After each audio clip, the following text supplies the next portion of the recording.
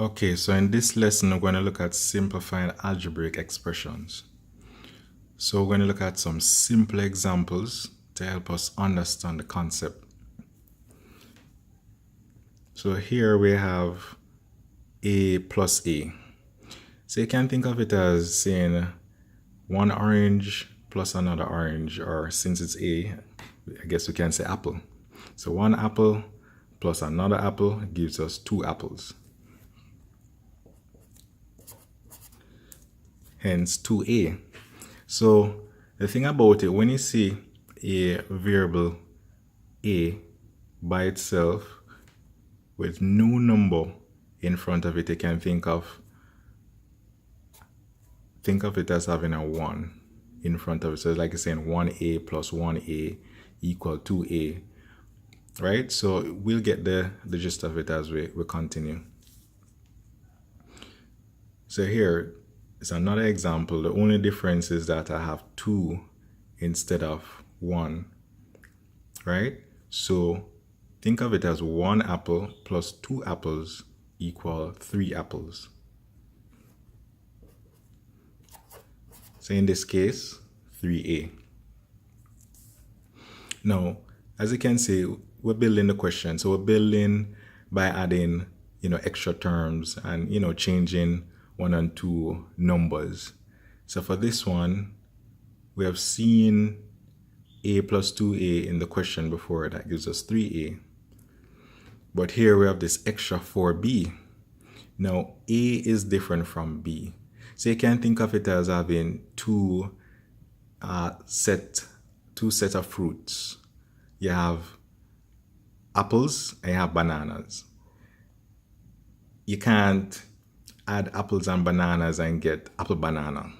You have apples, in this case 3 apples plus 4 bananas, and that's all you get.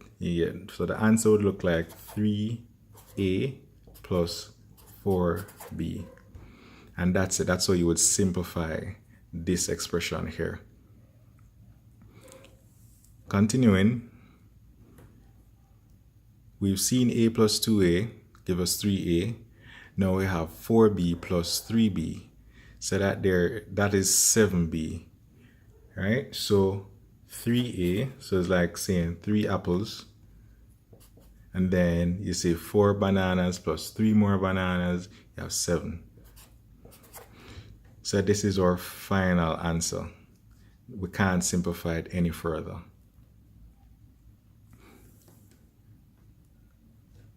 Now, continuing with this question, we get the gist. This is 3a.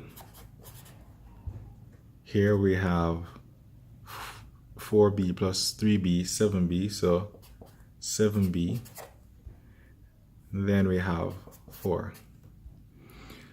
So you can't do anything further with this problem. This is where it stops. There's no variable beside the 4. This is just a constant, a regular number, 4. And this is it.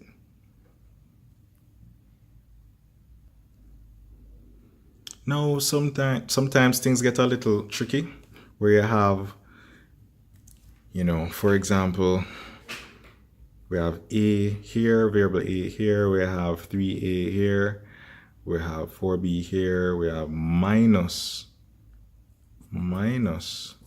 2b here.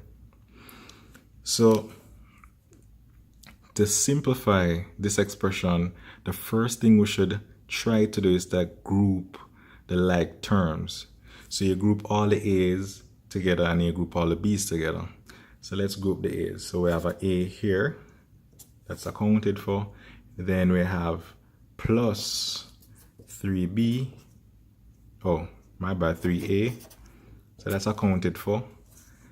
Now we can group the b's together. We have 4b, so that's a positive 4b.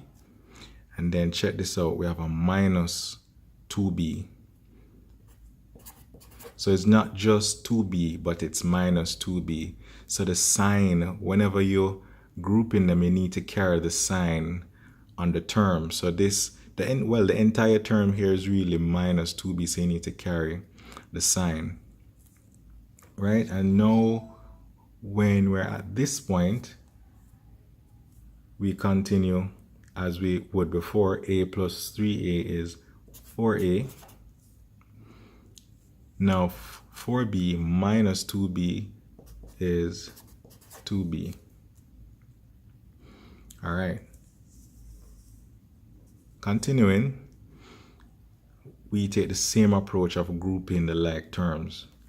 So we have 3a here, whereas we can find another a. We have a minus 4a here. So let's write that down. 3a minus 4a. So we have accounted for 3a and minus 4a. Now let's look at the b's. We have 2b plus, we have another b here, 3b. And then lastly, we have this constant 5. So remember again, when you're grouping, the terms always carry the sign. So I didn't just write 4a here. I brought minus 4a. So now we have 3a minus 4a. That's a negative a. Now 2b plus 3b, that's 5b. And then 5. And this is the furthest we can go with this expression. So this is finished. Continuing to this problem here, take the same approach. We have 3a, 2a, right? So let's group those, 3a, 2a. And then we have, for the b's, we just have 2b. And then check this out, we have 5 and 2, right? So we can write that down, 5. So write down the constants, 5 plus 2. Then we can simplify further. This gives 5a, 2b, and then 5 plus 2, 7. Nothing special there. Now this follows a similar concept, but now we're using, I guess you could say, a more popular variable x. So as before, when we had a plus a, and that resulted in 2a. Now for this, we're gonna have 2x, right? Also, as before, when we had a plus 3a, now we have x plus 2x. This is 3x.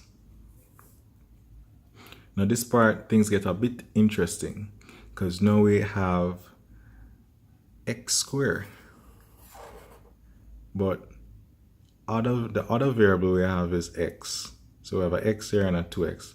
What do we do with this x squared? Now, x squared is different from x. May sound strange, but it's a truth. X squared is different from x. So you can think of it as some other variable. You could think of it as being a y or a b or a a. And so in that case, you would have, you can simplify this to get 3x. And now x squared plus 4, and you can't go any further. So this is 3x plus x squared plus 4, and it stops there. Moving along, we now try to group like terms as we would have done before. We have x squared here and we have 2x squared. So those are similar. So let's group them. X squared plus 2x squared. We have x here and 3x. So we can group those. Now here we have 3x squared. So remember before I said whenever you don't see a number beside a variable, there is a 1 there. I call it an invisible one. But for convention, we don't usually write 1 beside a variable, but we know it's there. So this is 3x squared, and then this becomes 4x. So we will continue in another video.